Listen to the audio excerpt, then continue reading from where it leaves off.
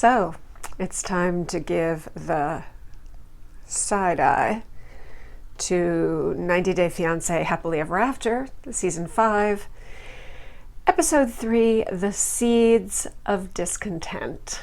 Oh, I think those seeds have already been sown a while ago in all of these cases.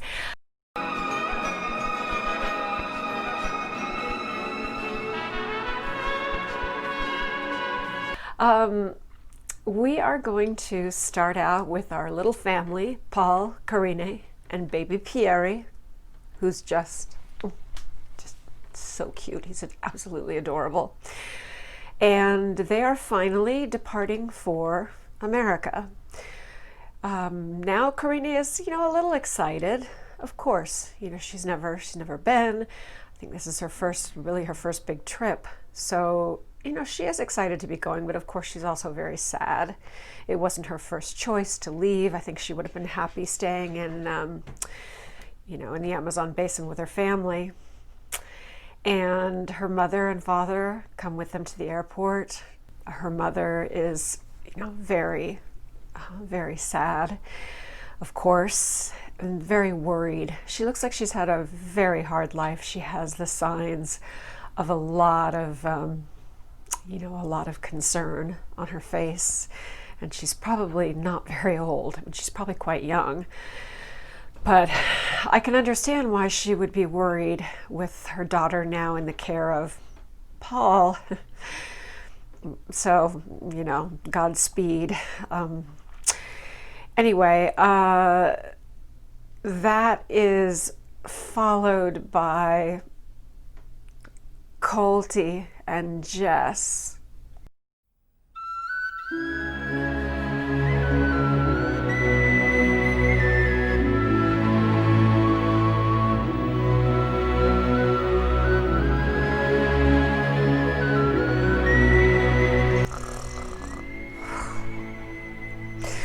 Okay, but I'll cover them because I think some people seem to be interested in them, and so I will cover them. Jess is still annoyed from last time that he made her go back to the hotel instead of going to the Brazilian party. And she said they didn't even sleep together. Well, she tells us that to her friends later. They didn't even sleep together because I guess they were just kind of sulking, or they were in a little fight. But she did go back with him.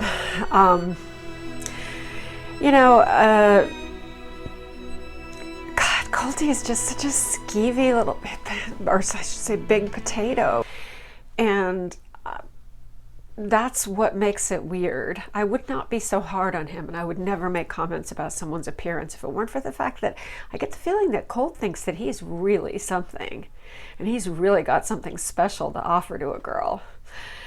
So anyway, just a little fashion note. Colt, don't wear shorts, ever, under any circumstances. If you, please, for all of our sakes, if you do have to go to the beach, maybe wear one of those. Maybe they have those burkinis for men, which are the things that are like long tunics for Muslim women. Maybe they have something like that for men who are very modest. Please, no, your legs are, they scare me.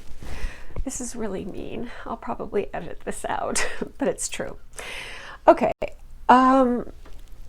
Jess is clearly fishing for a K1 visa, we find out.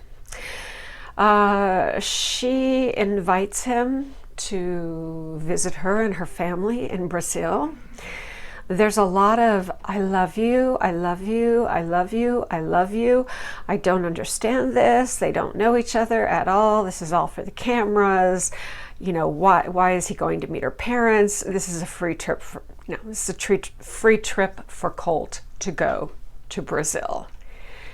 That's all it is. It's a free trip for Colt to go to Brazil. And terrifyingly, I think, where, plum smugglers, budgie smugglers, bun huggers, Speedos, some kind of little tiny thong thing, which I hope to God we only have to see from the front and not the back. because then I'm going to need to tear out my eyes. I don't know if I can handle that. No! No! No! No! No! No! No! No! No! No! No! No! No! No! No! No! What? No! No! You know, so why all of this nonsense about the future? And again, I love you, I love you. This is so weak.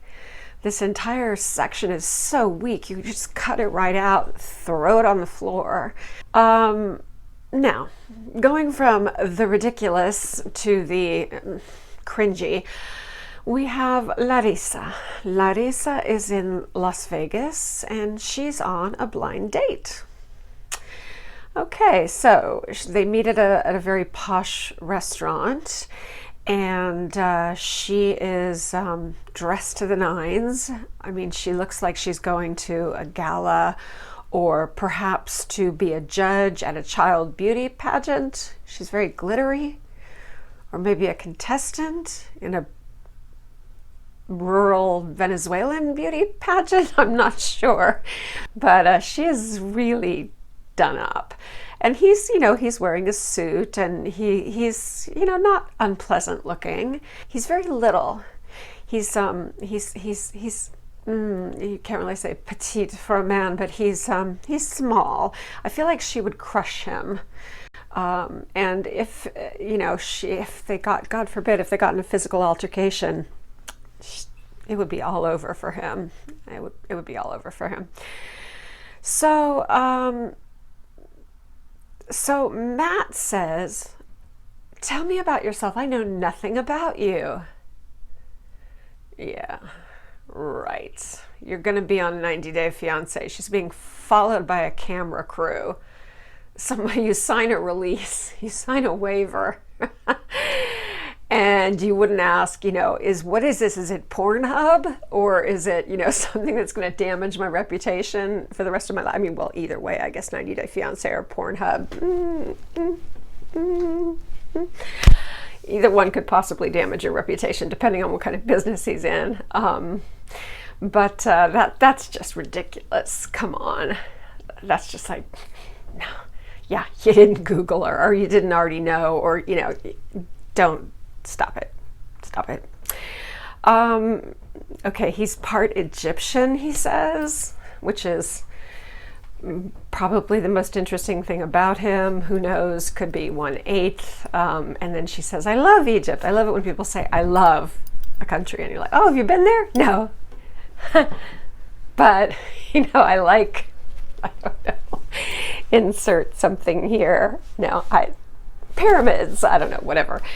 So she doesn't exactly dazzle him, even though she looks lovely. She looks very pretty on this date. Everyone's giving her so much shade for the work that she's had done. And I'm telling you, I gotta say, and you know me, I'm not afraid to criticize. And that includes myself. I'm my own worst critic. But I think she looks really pretty, like I said, at this point. Unfortunately, I'm afraid that she is going to continue getting work done, and then there's going to be a point where she's gone too far, and it's very hard to come back. She's crossed the Rubicon. Okay, so here are all the things that Larissa does wrong, but then again, I'm not really sure how she could get around them. First of all, you know, he wants to know about her life in Brazil and children, and she says, yes, she has 2 children, but she hasn't seen them in 2 years, and boy, is she in a hurry to brush that off. That's very concerning. This is, you know, you don't want to talk about your kids. The only way I could understand this would be if her children were ripped away from her, if her ex was a monster and there's some kind of draconian divorce laws, anti-woman divorce laws in Brazil, and he got those kids away from her, and, you know, she had no control, and so she, you know, in tears thought, I'm just going to leave the country because I can't stand being here with no rights to see my children. I'm completely inventing that soap opera because I don't think there's any way that's what happened. I think that she was like, bye, I'm going to America. I'm going to America. I'm going to meet a rich man. I'm going to become a stripper. I'm going to be famous. And yeah, I see you when you maybe graduate from college. Yeah, bye. I just don't, you know, who knows? Who knows? In the dark of the night when she lays alone in bed, who knows? Maybe this is a horrible thing that haunts her, but you know, talk about it, because I think not talking about it makes it weirder. The fact that we don't know anything definitely makes it weirder. Okay, so there's that. So Matt's like, okay, why does she not want to talk about her children? Sounds like she just kind of, you know, the way she tells it is not very flattering. It's like, oh, well, I wanted to come, you know, marry an American guy and get my visa, get my green card, and become an American citizen, and I just didn't think that he would really want the kids. I mean, that's essentially what she said. Oops, sorry, I bumped the table. That's essentially what she said. Maybe not those exact words, but, you know, pretty close. That's kind of what she said. So it came off very bad. Oh, and I have 3 domestic battery charges. I don't know if she actually said 3, but she said she has, you know, she discussed a criminal record. And you know, I can't stand Colty, but you also know that Larissa is a little firecracker, or a big firecracker. And come on, it's not out of the question that she could have done something, you know, physical. And she says, you know, I did nothing. He called the police. He called the police on me. He called the police on me, and you know, he just, I don't know. Yeah. So I think there was more to it than that.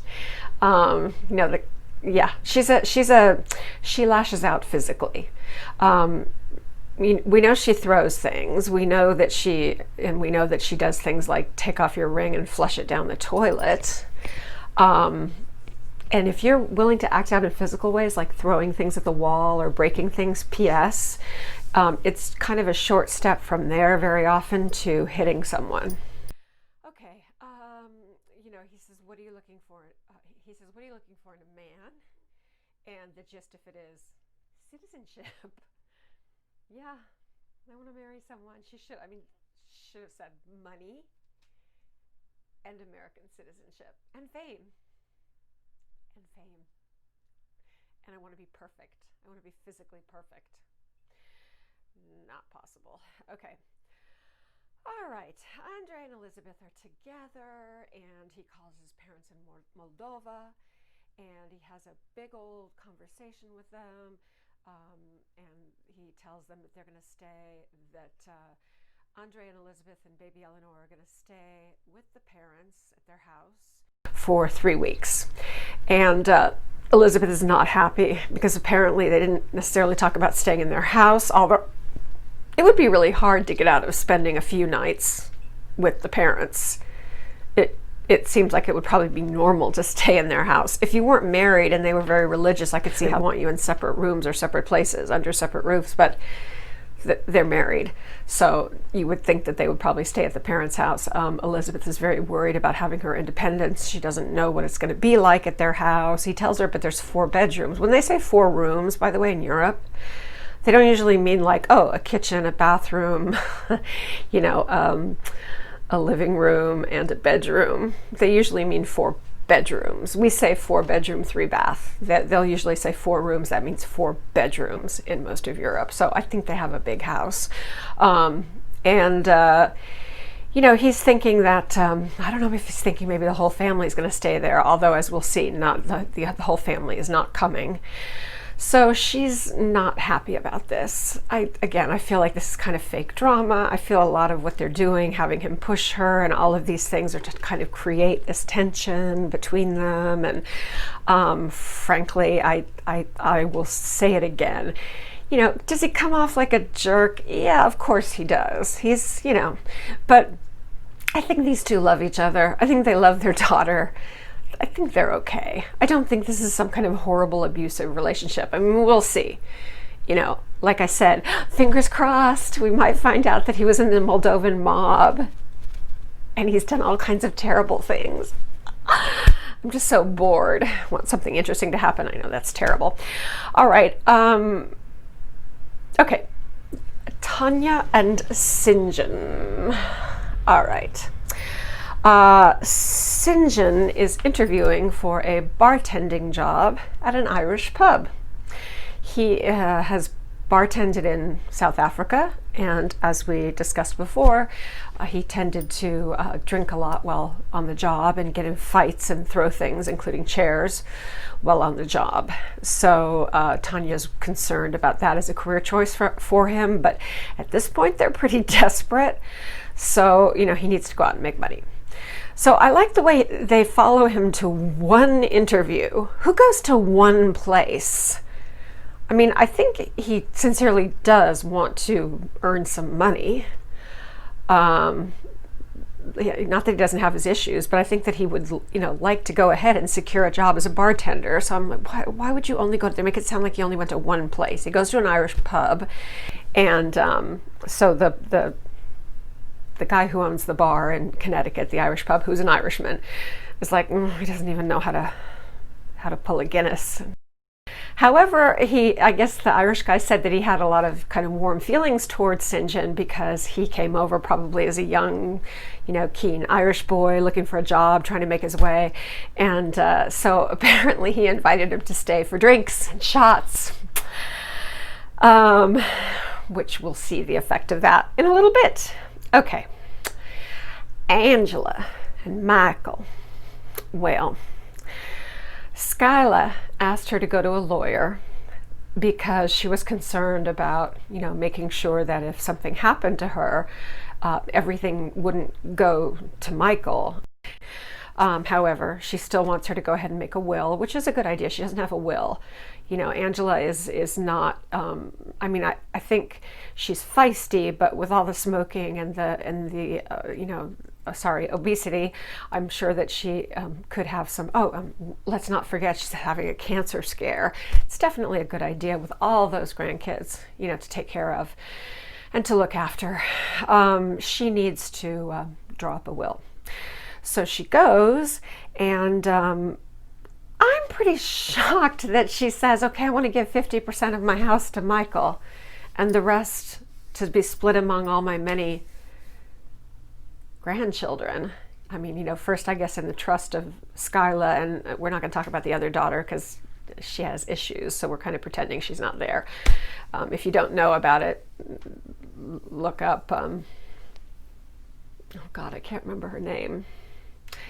The other daughter, Angela's convict daughter. Sorry, look her up. Interesting. I'm not going into it.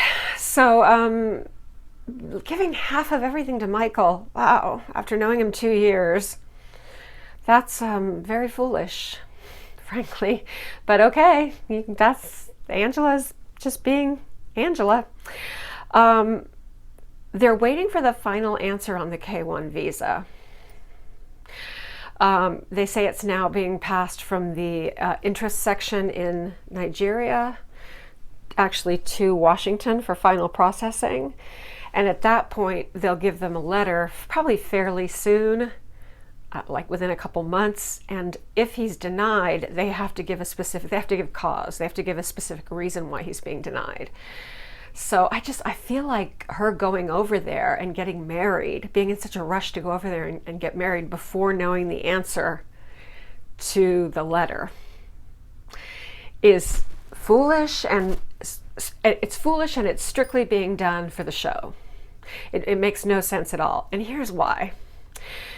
Because if, as the attorney says, if the K1 visa letter comes back and says he is not eligible for this because he has some kind of problem or history, that means that he is not eligible to enter the United States. And Nigeria is a tough country to come in from anyway.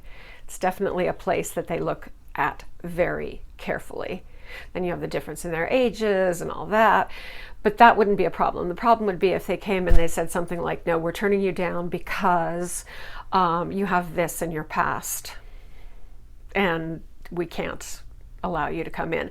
That would mean he's also ineligible for the spousal visa. So getting married is moot because Angela does not want to leave her entire family and live permanently in Nigeria. I don't think Michael wants that either.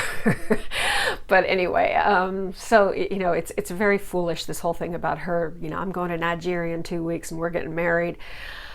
It's unnecessary, and I think it's more unnecessary drama.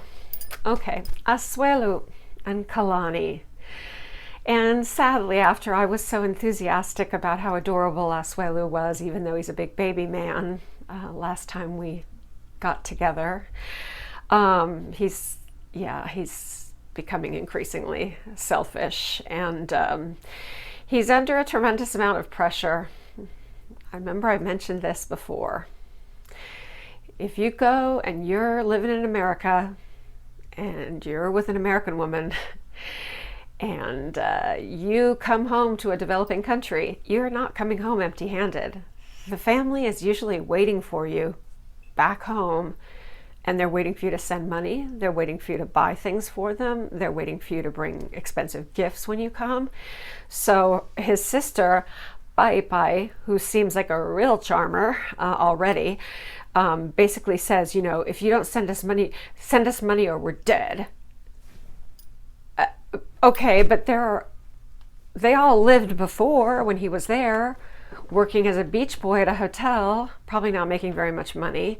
And somehow they survived without him sending widescreen TVs and giant, you know, refrigerators and all these luxury items and air conditioners and thousands of dollars. Somehow they survived. So this is just so manipulative and so, it really puts a bad taste in my mouth. And again, I hope it's just drama for the show, but I don't know if it is. And then we find out he's got brothers and sisters who are living abroad. And he's like, what about brothers and sisters? They're not sending you money? They are. You're not. Without your money, we're dead. I mean, okay. Again, it could be a cultural thing. It could be done for the drama, but I don't know, so I'm not going to judge it as drama. This could be, you know, a very real thing, and I think that he looks like he's depressed. He looks like he's under pressure. I don't think Asuelu is capable of being a great actor. And once he has this phone call, and after this phone call, like before and after this phone call with his sister, his demeanor changes and he starts getting nervous and a little, I shouldn't say nervous, but more like kind of spacey and down. And I think he's really starting to worry. So now he's like, you know, I'm sure he loves his family. I'm sure he respects his family. I'm sure being cut out of your family, being cast out of your family in Samoa is like a death. I'm sure, I have no doubt. The families are, you know, very, very tight. So now he's like, we got to go there. We got to go there. We got to get there. We got to get there. Okay. Well, as we all are living through now, sometimes the best laid plans, I certainly had some great plans for what I was going to be doing the last 4 months that included traveling all over the place. The best laid plans are sometimes crushed by epidemics, pandemics, and at the time this is being filmed, there is a measles outbreak in Samoa. Measles can be bad for an adult, but measles is most dangerous for an unimmunized baby. So they make it very clear that children are dying from the measles in Samoa. People are dying, and children, especially babies especially, are dying.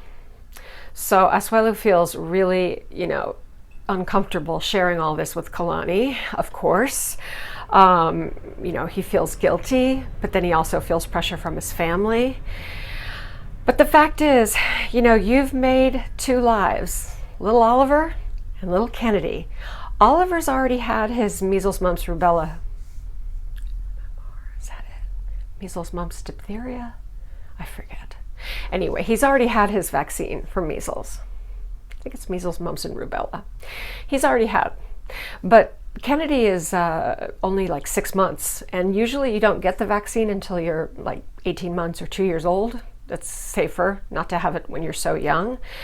So there's a great concern. I mean, this is a little tiny baby who's the most vulnerable possible person to measles.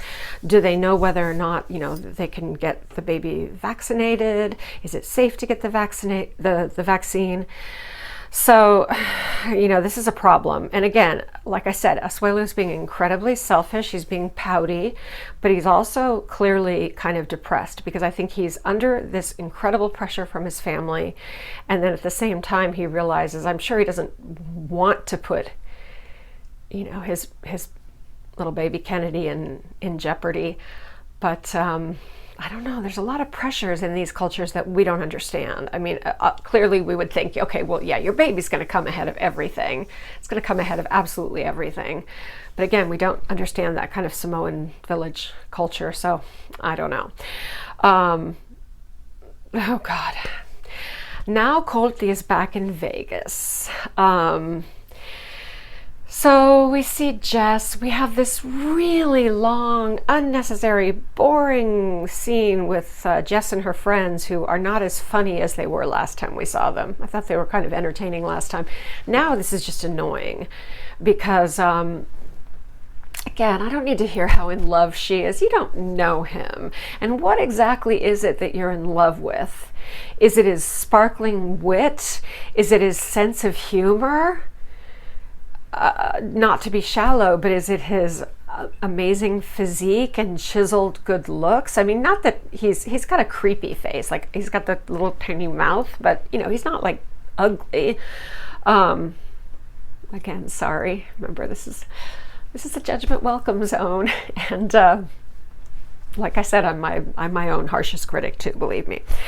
Her friends think that he is cheating on her with Vanessa. Well, that was fast. They kind of just met for the first time and just slept together for the first time and had a few days in Chicago, and now he's already cheating on her. I don't know. Just the whole thing is really tedious. Why so much time with these, 3 Brazilian bimbos? I don't care.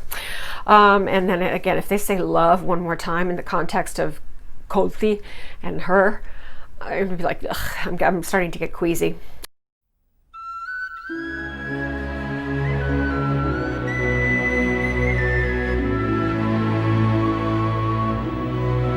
Okay, now Paul and Carini and Pieri arrive in Kentucky. I think it's Louisville. Yeah, they arrive in Louisville, and she says she's excited because there will be more opportunity in America, or maybe Paul says it's because there's more opportunity in America. There is, but you have to be willing to go out and chase after it. And like I said, I don't know why I think this. I have no reason for thinking this, but I feel like the one who's going to be able to chase after it is going to be Carini and not Paul. But first, Paul's going to have to prove totally worthless in America too. I think right now she's thinking, well, maybe in America he's different. Maybe in America he's a courageous go-getter. And when she finds out that's not the case, she's going to be like, okay, I have a baby. Right? The mother's putting them up at a hotel. They're going to run out of money and then have to go to a motel, then one of those horrible motor courts or one of those really cheap places. And I have a feeling as soon as she's able to, she might be the one going out and getting a decent job. But like I said, I could be wrong. I so often am.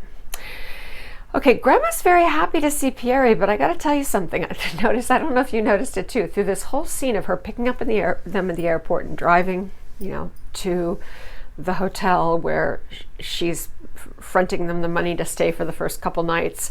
Because remember, Mom does not want them to stay at her house because she says something I think that's very smart. She says, no, I'm not letting you guys stay here because if I let you come and stay with me, you're never going to leave.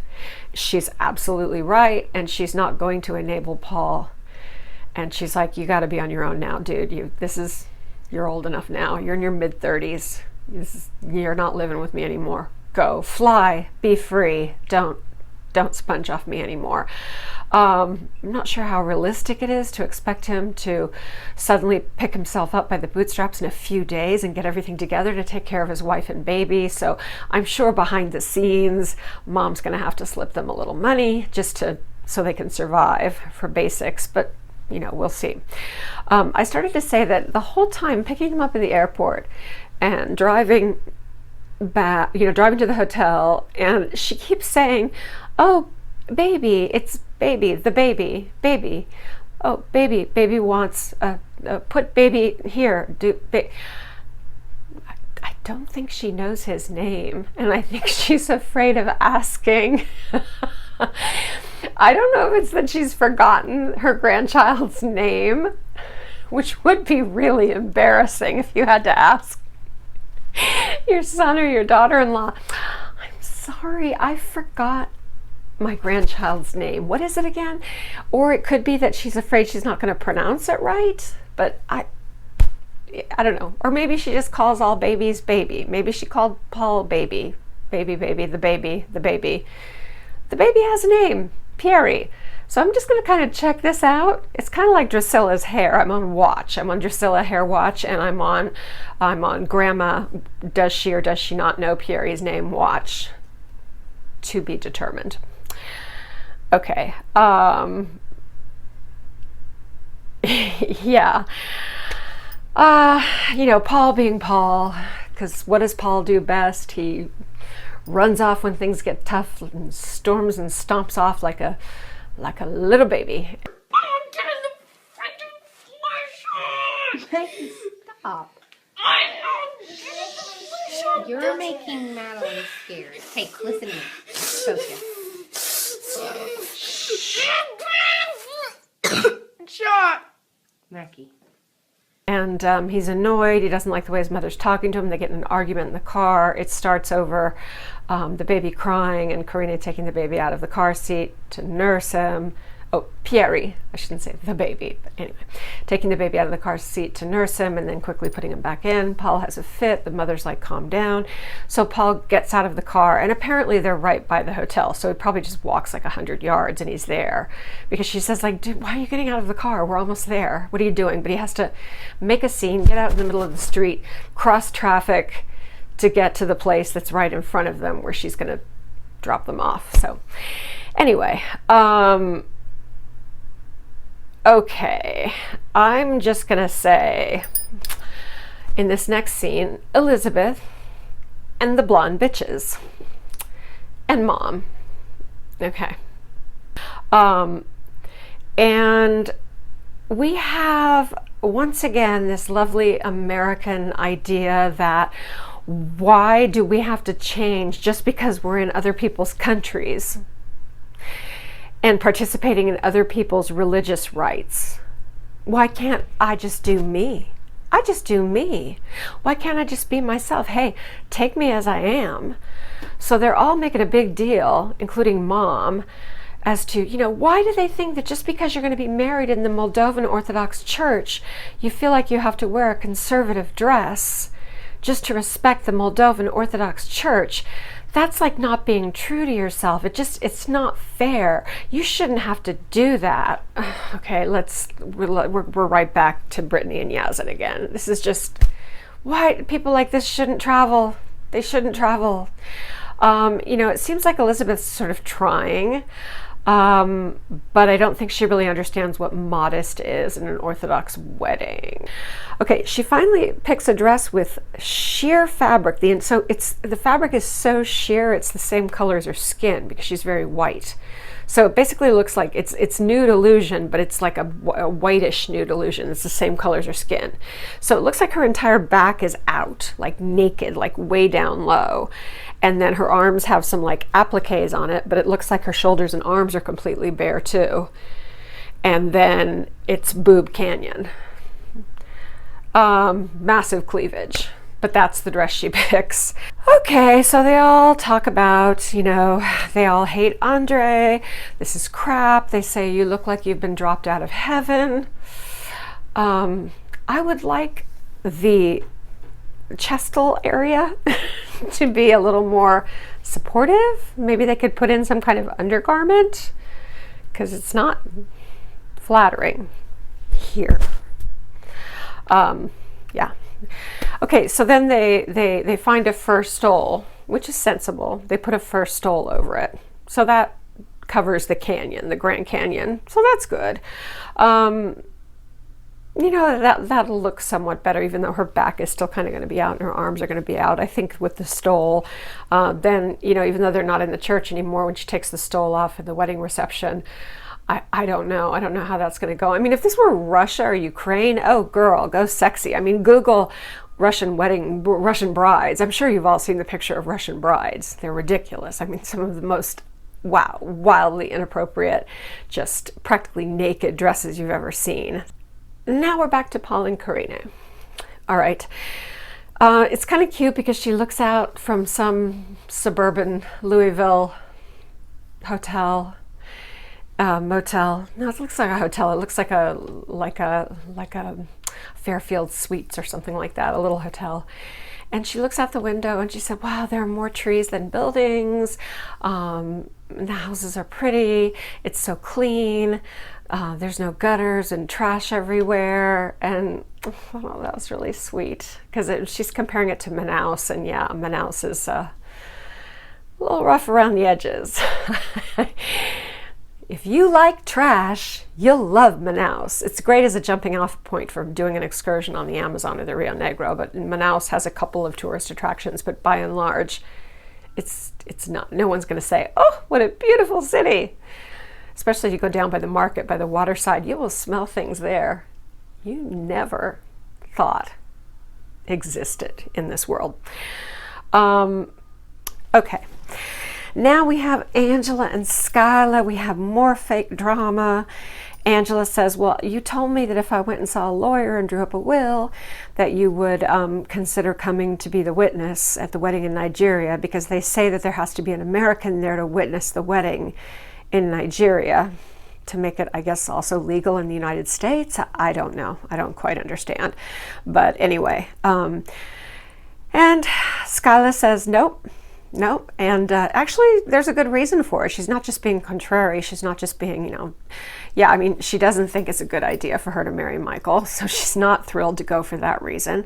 But she also doesn't want to go because, she feels like somebody needs to be there to be with Grandma, with Angela's mom, who's dying. And then there's also all the kids. And she doesn't want to leave, the kids, and she doesn't want to leave her job, and she doesn't want to especially leave Grandma, who doesn't have much time left, to go to something she doesn't approve of. Now we go back to Kalani and Asuelu. The doctor says, which, by the way, Asuelu is shocked. He says, after the visit, he says, that was the nurse? And Kalani goes, no, that was the doctor. And he was like, oh, because, usually a doctor is a boy. And Kalani's like, oh, God, help me. No, women can be doctors here. She explains to him.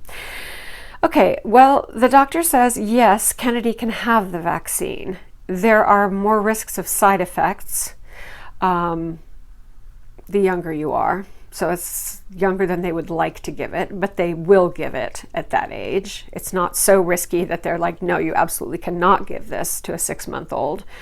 That doesn't mean it's a good idea, but you can give it. The measles is not Miss Rona.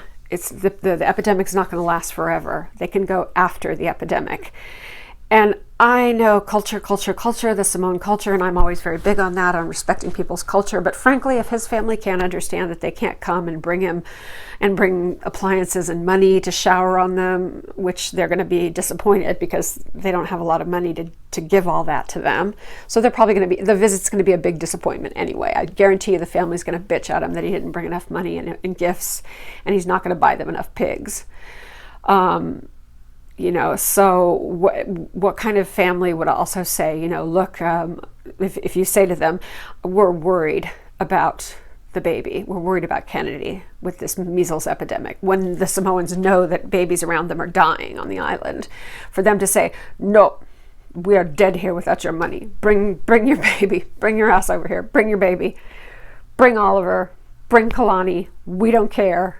Just get here with some huge gifts and cash and be prepared to shell out a lot of money for a lot of livestock. So it's pretty tough. I'm disappointed because Asuelu is being more and more of the D word, and yeah, I'm not sure. I mean, I understand, like I said, I understand he's getting depressed, he's getting frustrated because he's super homesick, but you really have to fight all that so hard if you're going to be a parent. So anyway, all right, finally, Larissa. Not finally, but Larissa is, we're back in Las Vegas, and she is, oh God, she's getting another procedure. At least this one is not too invasive. She's getting some electrodes put on her stomach that cause her stomach muscles to flex and then make the muscles harder and more toned. This is so silly. They used to do this kind of stuff back in the 50s in these ladies' spas. They had these ridiculous like machines. They had the one that was like the belt that would go around your midsection, and sorry, they would have the belt that went like back and forth across your midsection that was supposed to like massage away the fat, or they would put electrical stimulants on you. They would say, you don't have to exercise, just wear this belt around your middle and the electricity will just melt the fat away and it will tone all your muscles and you'll be slim and trim. What a garbage treatment. I mean, I'm really surprised. I mean, I didn't know people still fell for stuff like that. There's a lot of real things that you can do to tone up your middle and to actually remove fat permanently from your middle. And I'm not talking about liposuction. I'm talking about less invasive things where you don't have to go under anesthesia or anything. And then the thing is, you see her laying on that table. How much excess fat do you see on that girl? She's little. I mean, I'm really concerned about her because she's like, you know, after that date, it made me realize that I really have to be at my best, and I'm not at my best. You know, like in other words, if I want to catch a good man, I want to catch the man of my dreams, I need to be perfect. And whenever a woman uses the P word, it's just like, okay, here comes a plastic surgery addiction or an eating disorder or both. Finally, Tanya and Sinjin. All right, Sinjin comes home drunk and belligerent. She tells him that she went to the doctor and that he said that she was going to need more physical therapy and that she was going to have to stay off the foot for up to 3 months. So she wasn't going to be able to work. She wasn't going to be able to bartend. And, you know, Sinjin's like, well, I didn't get a job, but, you know, the guy gave me some drinks and some shots, and she's like, yeah, I can tell, don't breathe on me. You know, she's basically, he's pretty blitzed. So it's interesting though, you know, she can't work, but you know, she took this course, this expensive course on medicinal plants in Costa Rica so that she could market and make her own sort of elixirs and potions and help people with holistic healing, which is something you could do behind a desk. You don't have to be standing up. But she has never mentioned that again. All right. So he's very angry that she can't work for 3 months. And he's also angry when she says, you know, the doctor said that I might have signs of arthritis in a couple years. And he did say that. The doctor did say that. She's not just being like, oh, you know, I'm going to be an invalid now. I don't think she means it that way. He's like, what do you mean? You don't get arthritis till you're 50. He said you get arthritis when you're older. Well, you know, he just did a diagnosis on her. It was a new diagnosis where he looked at everything and how things were healing. And he said because of the weakness in the bone, because it was, you know, where they put the pins in and the plate, it was very badly damaged. It was crushed. But, you know, Sinjin's drunk and he's in his own disappointment for not, you know, he thought, I think, getting that job was a slam dunk, and he was disappointed and he's frustrated. And so again, liking him less too, because this is really not a good look on him. Coming home drunk, being a jerk. So we'll have to see. Yeah, all in all, a kind of a disappointing not very exciting episode. And anyway, this is a good time to remind you, actually the beginning would have been a good time. This is a good time to remind you that if you like what you saw and heard, that you can like and subscribe. I'm really glad that you chose to spend some time with me.